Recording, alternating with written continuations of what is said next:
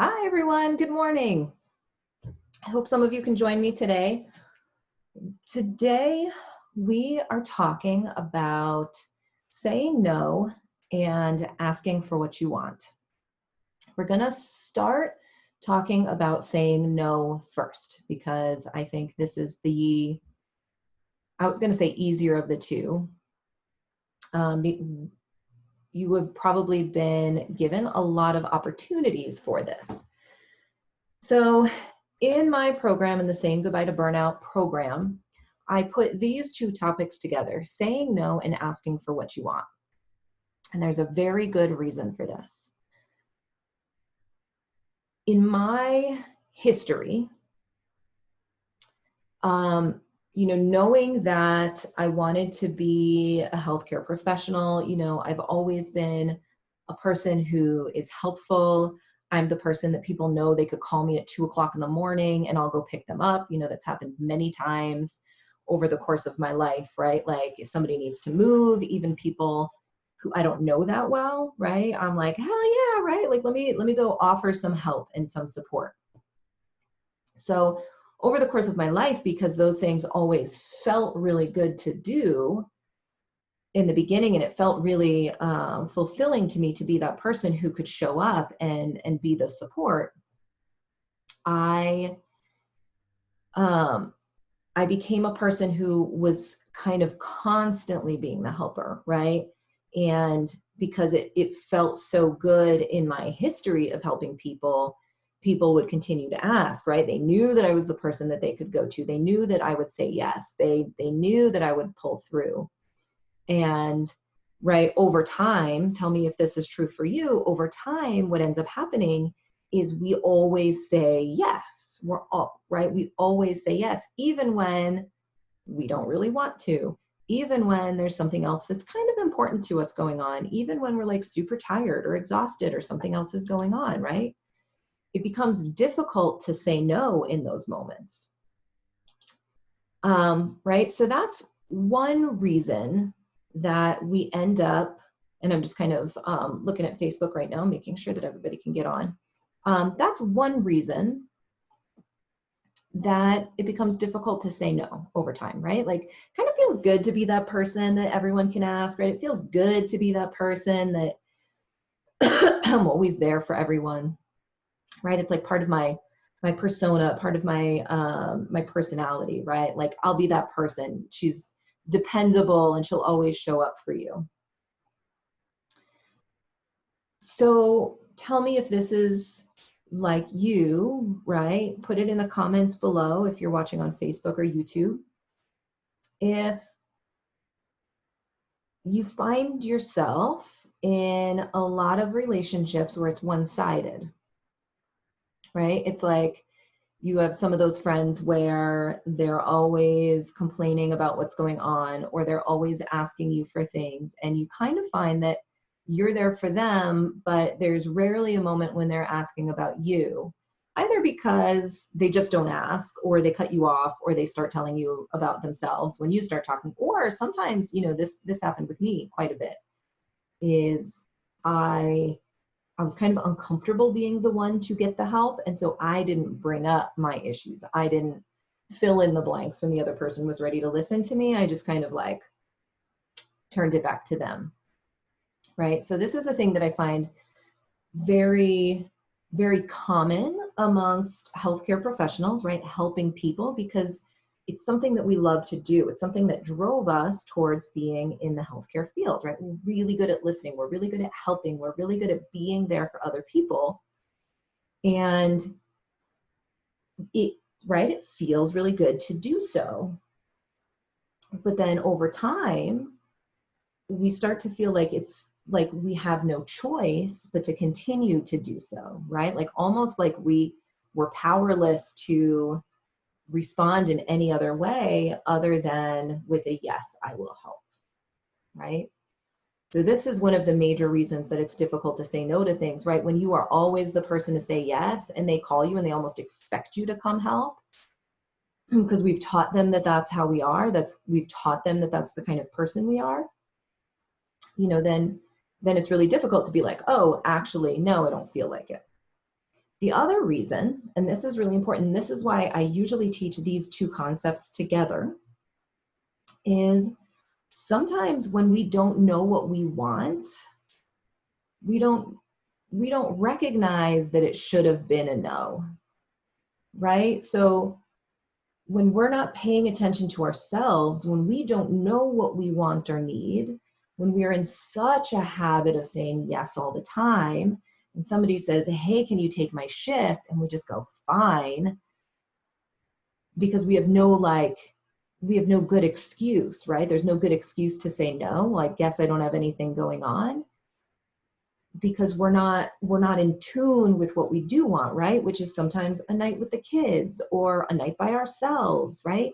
Maybe I don't have a good excuse not to take your shift, but maybe I just want me time, right? Or maybe, what might not sound like a good excuse to you is actually a really good excuse, right?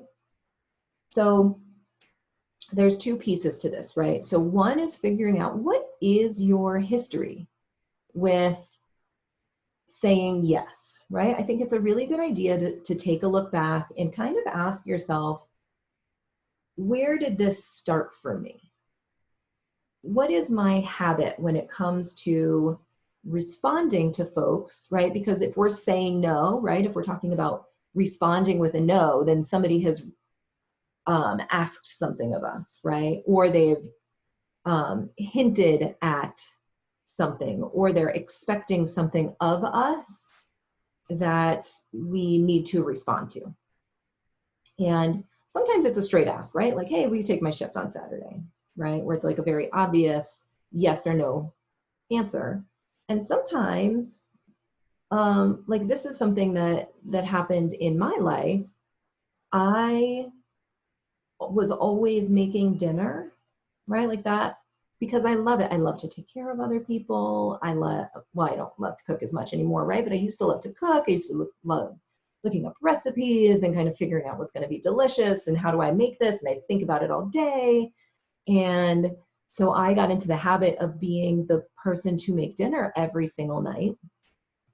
And at some point, I didn't want to anymore, but I had kind of created this habit of being the person who always did. And so that's another place where it's important to learn how to say no in situations. But it's a little harder, right? Because there's not really a request, right? Like, my husband wasn't like, hey, will you make dinner tonight? Right? Like, the request was no longer there. It was just an expectation at some point. And so that one's a little bit more difficult, right? It's a little bit more challenging because we have to bring it up. I know we don't like conflict in this group, right? Like, we don't like to have conflict. And I think that's one of the reasons, right, why that might be more difficult. So, first of all, I want you to think if there's an example of a request or a situation, right? Like, let's get really specific. Is there a situation where either in the future you have an opportunity to say yes or no, and you're like, you want to say no, but you're not really sure how to do it, or it feels really difficult, or it's kind of scary to think about bringing it up? Or is there a place in your life where you're feeling like there's this expectation of how to, right, like I was talking about, like with dinner, or, maybe you always put the kids to bed, or, there's something that you are always the one who's responsible for it, right? Is there a situation like that where let's look really specifically at it and figure out how to say no in that situation, right? How to start saying no, basically. So let's talk about what your fears are, right? So I want you to picture that situation. Let's go back to, let's talk about the dinner time situation with me, right? And I think that's because that's a pretty similar, pretty common situation, right? It could be dinner, it could be dishes, it could be bedtime routine, it could be taking out the trash, I don't know, right? All of the chores, all of the cleaning, right? There's a variety of different situations where this shows up, right? Where it's not that somebody's asking and you're not saying no, it's that it's become such a pattern, it's become such a habit that there's no even opportunity to say no anymore. Like there was kind of a while ago, but now we have to create one. So first things first, get really clear about what's going on, right? I want you to really picture what's going on. Are you, at what point does this pattern begin, right? Like, so for me, at the end of the day, and I'm trying to think back, right? Because it's been a while, I've kind of resolved this particular situation. Now we talk about it, but it'd be like the end of the workday, and I maybe had been thinking that I didn't want to make dinner, or I'm always making dinner, right? I've got kind of this story in my head. And at what point do I have an opportunity to make a change, right? So for me, it could have been at the end of the workday. And what I want you to think about is, what is it that you want in those situations, right? I know it's always really easy to think about what don't you want. We know what we don't want. We're very good at that. I don't want to make dinner tonight, right? But what is the opposite of that? Talk to me about what you do want. Be very specific about it, right? Is it that, again, and I'll just use my example, is that you want your husband to make dinner just tonight because you're tired and you don't feel like it, but ultimately, like every other night of the week, forever and ever, most of the time, you don't care, right? You actually really enjoy dinner.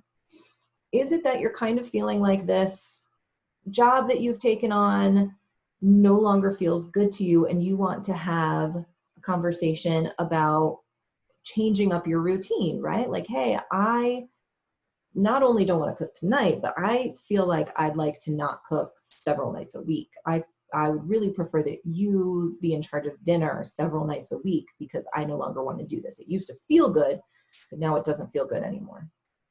What is it that you want in this situation? And one of the reasons why that's a good question, right? Like, of course, first, it gives you an idea of what you want to ask for. But two, I also discovered that one of the things I was doing, tell me if this is you.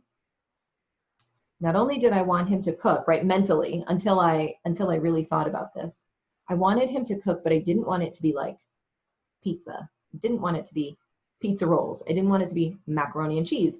I wanted him to like look up a recipe, cook me a steak, make me steak, vegetables, and mashed potatoes, right? I didn't want something simple. I wanted him to like cook me dinner. And because I knew that if I asked him to cook me dinner, that it would be pizza rolls or pizza or steak, right? Or not steak, it would be, right, like mac and cheese. It wouldn't be something that felt like a dinner to me, right? So one of the reasons why it's important to think about what do you really want is important, because I was, at that point, my husband didn't cook at all, right? And so expecting him to not only like, I wanted him to ask me if he could make dinner without me asking him. I wanted it to be like steak and potatoes and vegetables. I wanted it to be often. I wanted him to do this very often for me, right? So I kind of figured out what I wanted. I reevaluated my expectations a little bit, right? Like, he's not gonna make me steak and vegetables and potatoes unless I set up the steak and vegetables and potatoes and basically get him started and tell him exactly what to do, right? Which is basically like I'm cooking anyway. So I was like, okay, so this is what I want. This is my, like, let me reevaluate my expectations. Is there something that I can ask him for, right? I can totally ask him to cook dinner a couple of nights a week, right? Sounds really simple.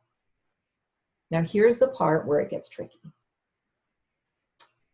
There's fear in this moment, right? So in my mind, I'm thinking, okay, now I know what I want. Now I know what I would like to request of him. It's possible that when I request this of him, he will say no or be annoyed with me, right? This is the reason that we have a hard time saying no, and we have a hard time asking for what we want. We don't know what we want. That's first and foremost, right? Figure out what you want. This is very important homework. What is it that I want? 2, when I say no or when I ask for what I want, other people are going to have emotions. This is the part where it gets really challenging because we, for the most part, and I won't speak for all of us, but this is what I have found really common, that those among us in the healthcare profession are very good at making sure that everyone around us is okay, right? I'm really good at reading a room, and if I want to, I can, let's be honest, it's manipulation, right? I can kind of manipulate the situation until everyone is feeling okay, right? I can kind of figure it out. I can make sure that the whole room is feeling pretty good. So the problem when it comes to saying no and asking for what we want is that it goes against our very drive to make sure that everybody else is okay, right? If I turn down the shift, if somebody asks me to help them with something and I say no, right? If I tell them no, what's going to happen? They're going to have feelings. They're going to feel disappointment. They're going to feel hurt. They're going to feel unsupported, right? They're going to feel like maybe our connection, friendship is not as strong as it used to be, right? Like they're going to have some feelings. And so many times folks come to me talking about like, I want to learn how to say no, but they want to do so all while avoiding anyone else having any kind of emotions on the other side, right? Like we want to be able to say it in a way where the other person feels really good still.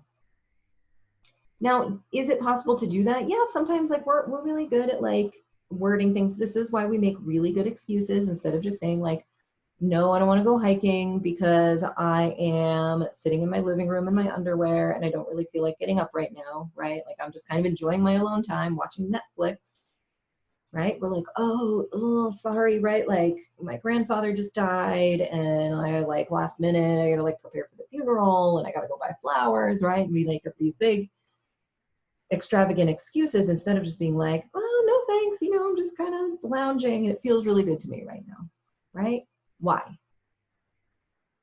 The funeral excuse, in my mind, I'm like, oh, right. I would be like, oh, no, of course, right? Like, of course you don't want to come, right? Definitely stay home, right? The other person maybe doesn't have feelings about that.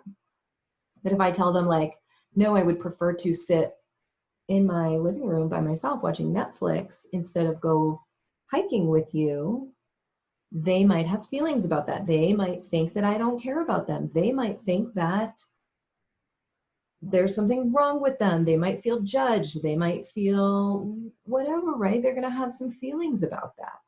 And that, my friends, is the part that it's going to take some work to get used to be okay with.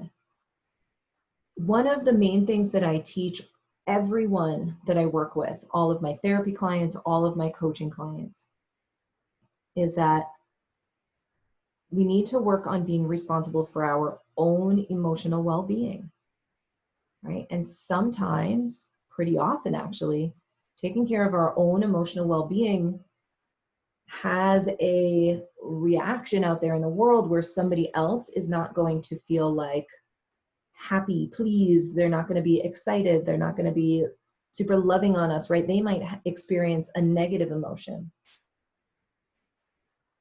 But I need to be responsible for my emotions. And then over time, I get better at allowing other people to experience their own emotions, right? To be responsible for their own emotional well-being.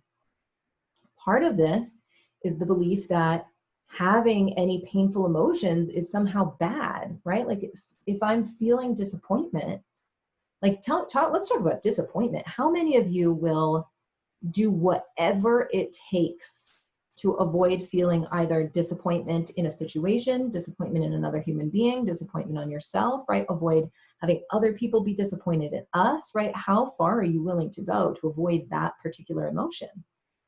Because for some reason we've been taught that if we have a painful emotion, something's gone terribly wrong, right? And we need to fix it immediately. And the truth is that that's not the case. Life comes with emotions, right? Some of them are good, some of them are not good, right? Some of them are positive, some of them are negative. I like to use the terms like positive and painful, right? There's some emotions that don't feel good. They bring us some pain.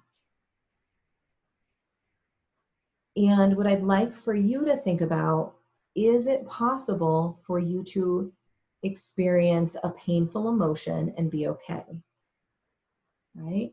Can I experience the emotion of disappointment or loneliness or sadness or like anxiety? Can I experience those emotions and ultimately be okay?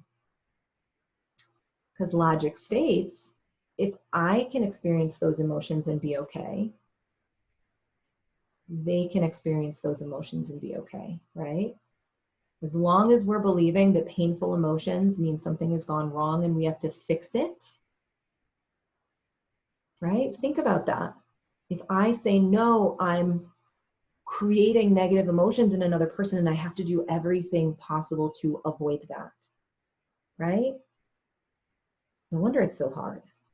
If I'm going to ask for what I want and that might create some like discomfort in another human, no wonder I have such a hard time asking for what I want, right? Because my whole life I've been taught to be responsible for other people's emotional well-being. And not only am I responsible, but it has to be positive emotions only.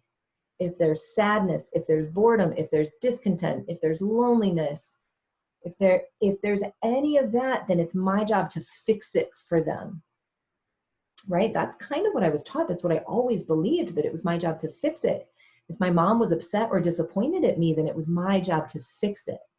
And what I've learned over time is that it's my job to take care of whether or not I'm feeling disappointed, whether or not I'm upset. That's my responsibility. And then I get to allow my mom to experience her own emotions, right? Brought on by the way she's experiencing the world, and know that, right? And this is why it's so important. If I can be okay after experiencing those emotions, right? It's possible for me to be okay. Then she'll be okay, right? She can experience, and then I can just be there for her while she's experiencing those emotions. I don't have to fix it for her. I don't have to take it away. These emotions are not going to kill her, right? So, right, there's a lot to this. Isn't it interesting? When we look at saying no, right, which seems like such a simple thing, right? We just say, no, thank you, right? It seems like such a simple topic. And the truth is that it's not.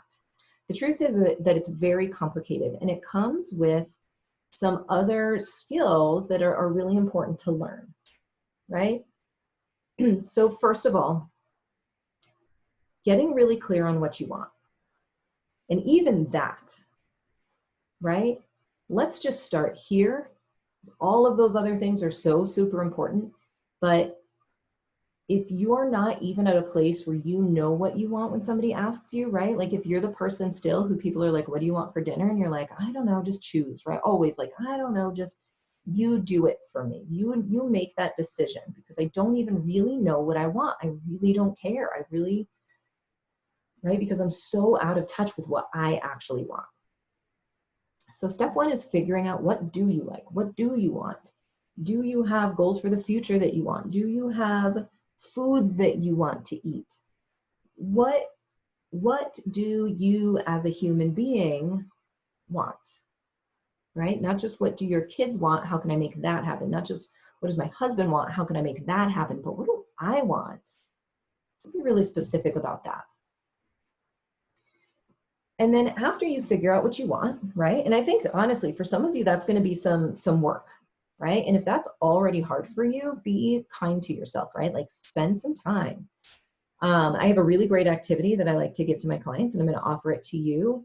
If you're having a really hard time, and I guess this, you might be able to do this. I know, pandemic quarantine maybe limits us, but um, I like to give the activity of going to like Barnes and Noble or the library and going just like just wandering the whole store, the whole library, right? Looking at all of the things, right? Because the library's got like everything, all of the things that people do, all of the things that people want, right? There's, books that tell amazing stories, right, about like the possibilities, or there's history. If you go to the section, I always forget fiction or nonfiction, I don't know, whatever, like the real stuff, right? The history, the geography, the learning section, the cooking, the crafting, right? Learning about the biographies, learning about other humans and what they've done in their lives. Spirituality, religion, all of those things are captured in the bookstore, in the library, right? So it's really kind of a fascinating activity to go wander and just kind of see what you're drawn to. Like, oh, I'm woodworking, right? That's interesting. I was in the library doing this activity a long time ago, and I was like, woodworking, that's so interesting, right? And just like pull out a couple of books. And it's not necessarily that I want to do woodworking, right? But there's something about like the feel of the materials and creating something with my hands and making something big, not just something small, right? Because I love to craft, but there's something about like a large wood creation, right?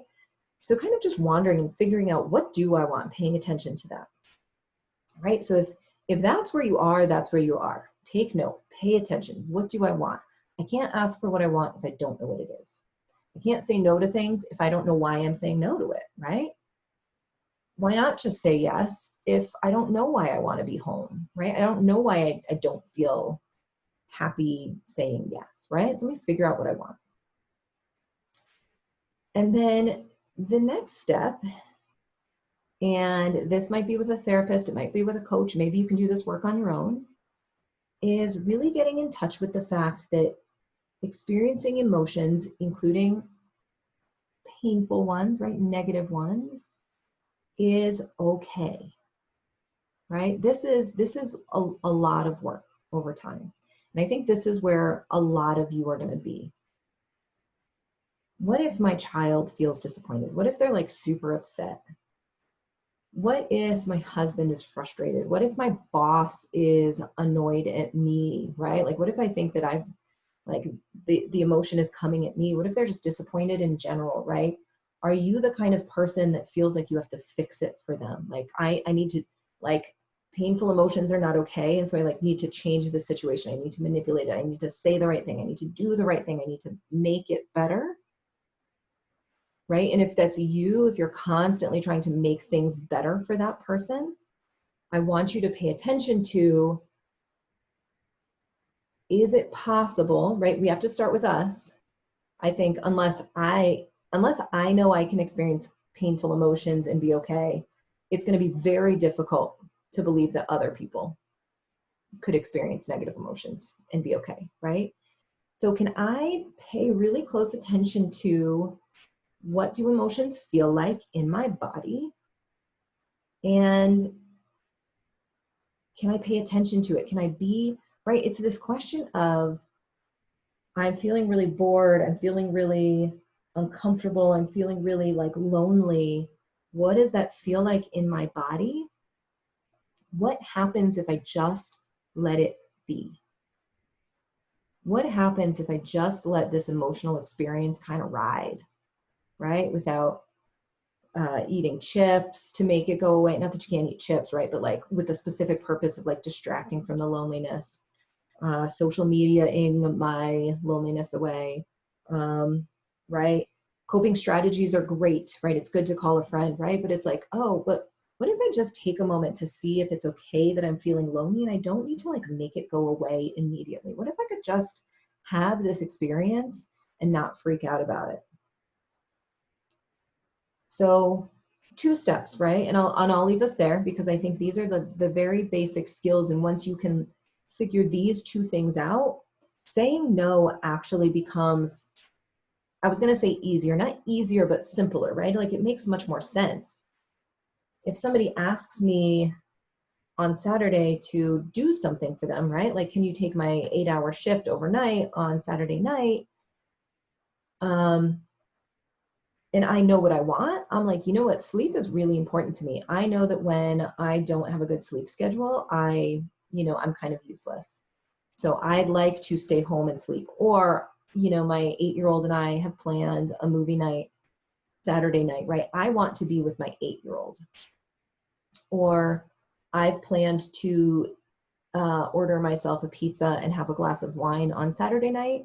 And although maybe to somebody else that doesn't sound like a good excuse, it really sounds like something that I want to do, right? And figuring out what I want. And if I want to do that instead, like if I really know that I want that, it's like, no, right? Like it's so much easier to say no when I know what it is that I want. I want to be home. I want to, have that pizza and that glass of wine. It sounds like a really fantastic way to self-care, right? Maybe I'm taking a bath and like taking care of myself, or just reading a really good book, or maybe I'm into a series that, I just really want to take my Saturday night for myself, or there's something else I want to do.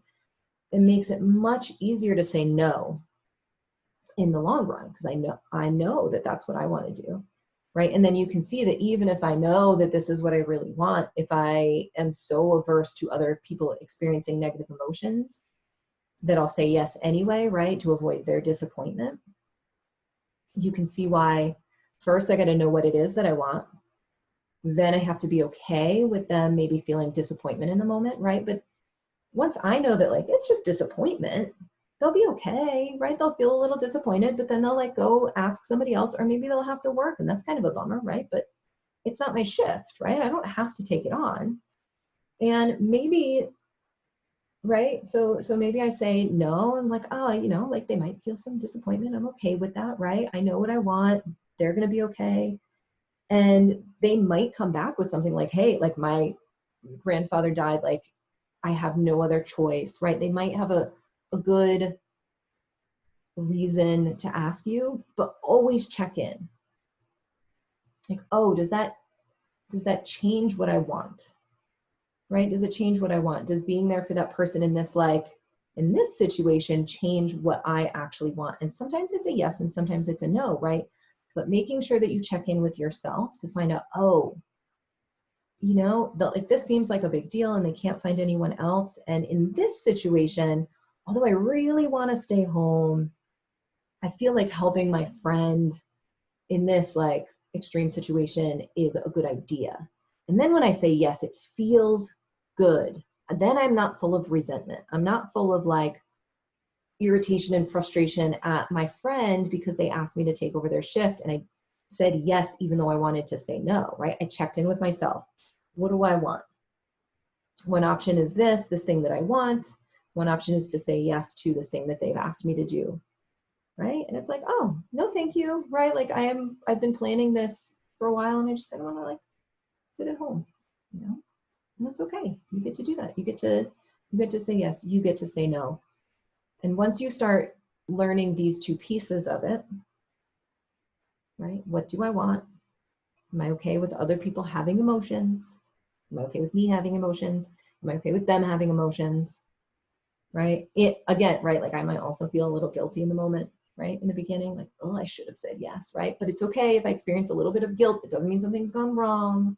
Still really wanted to have this night on my own, right? And so it's okay. It's okay for me to choose that over this thing that they've asked me to do. So I think that's it, my friends. Saying no is much more complicated than it looks like on the surface. And so I ask you to be really kind to yourself about the fact that, if you showed up to this and you listened for this long, then saying no is a thing that's difficult for you. And I want you to be really kind to yourself because of course it is. I didn't learn for years that having painful emotions was totally fine, right? Like nothing's gone wrong. It's okay if I feel sad. It's okay if I feel disappointed, right? I didn't learn that forever. And because we've been taught to fix emotions. And those of us in this group those of us who are healthcare professionals, we're really good at it, right? And so I thought, if I'm really good at it, I should do it. I should make other people feel better if I can. And I think that rule hasn't worked for me in the past. You know, it's made me really sick. It's made me really burnt out. And so if it makes sense, I can help other people feel better. But if it's at the cost of my own mental health, right? If it's at the cost of me, then it's a no. It has to be a no. Okay? Thank you all for coming. Thank you all for watching. I am not sure exactly what topic we're going to talk about next time. I realize I didn't look ahead, but I've got a couple of them. Now that I'm thinking about it, maybe we should talk a little bit more about the importance of knowing and asking for what we want. I'll think about that. I'll check in with the group and I'll see what we want to talk about next week. All right? I will see you in the group. Send me your comments, send me your feedback, send me a message, leave your comments. I love to hear everything. Let's talk about what it is that we need to do. Let's be together. Let's support each other. Let's figure out this burnout and get the entire system to a place of feeling healthy. Oh, and before I go, I am running a group. It starts August 26th. There's no sign up for it yet, but the group is going to be a 6-week group.